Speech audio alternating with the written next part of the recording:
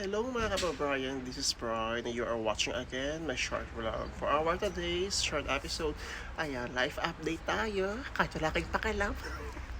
Diba? So, ngayon po ay Wednesday and tayo ay kakagising ko lang. Nasa veranda ako ngayon, nagkakape at nagmumuni-muni sa buhay.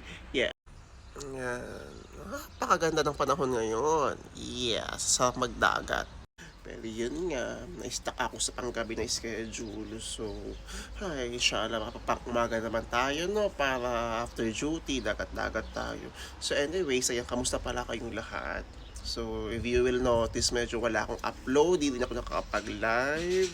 Ang dami nangyari. Na naman, sabi ko nga, sobrang busy na rin talaga. At yun nga, kulang kami sa tao. Tapos this past few days, tinangkaso talaga ako. 3 araw, 2 araw, yeah. So kahapon, medyo okay na. So ngayon naman, I feel better. Pero no last week talaga, sobra.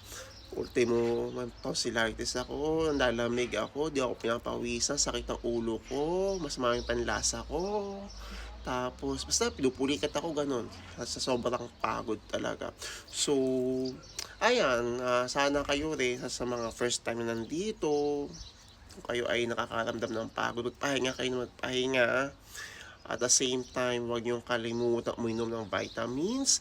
At kung may mga nararamdaman kayo hindi maganda sa katawan ninyo, kailangan niyo magpahinga, bumili kayo ng gamot. Yes. So since matagal na naman ako nandito, 3 taong wala na akong stock na mga Biogesic, Bioflu, o yung mga gamot sa Middle East. So ito yung binili ko guys sa gamot dito. Ayan, for flu, kaso Coldirex. Tapos bumili pa ako ng isa, yung iniinom, tinitimpla sa tubig. Ito, ayan, lemon flavor, lemon. So ayun, maybe rin naman siya over the counter kung kayo ay, kasi for sure uso din ngayon ng mga ganito sakit, mga kaso, lalo na nag-iiba na ang panahon. Yeah. So, alagaan ang sarili. Kung pagod, magpahinga. Kung kailangan ng sick leave, go. Alagaan ninyo ang katawan ninyo. Dahil sabi ko nga, tayo ay pwedeng palitan, pero ang katawan natin ay isa lang. Hindi yan pwedeng palitan ng kahit na sino. Yes! Yes, so, I'm really looking forward din na makapag-vlog na again, makapag-upload na ulit tayo. And thank you pala sa lahat sa mga patuloy na nagsusubscribe sa ating channel, Brian Jalubis.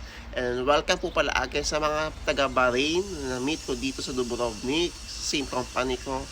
Ayan, I'm so happy guys na finally after long wait, di ba? Nandito na kayo sa Croatia. So, kayo rin sa mga naghihintay, ayan, I'm really looking forward na ma-meet ko po kayo and see you soon po dito sa Croatia.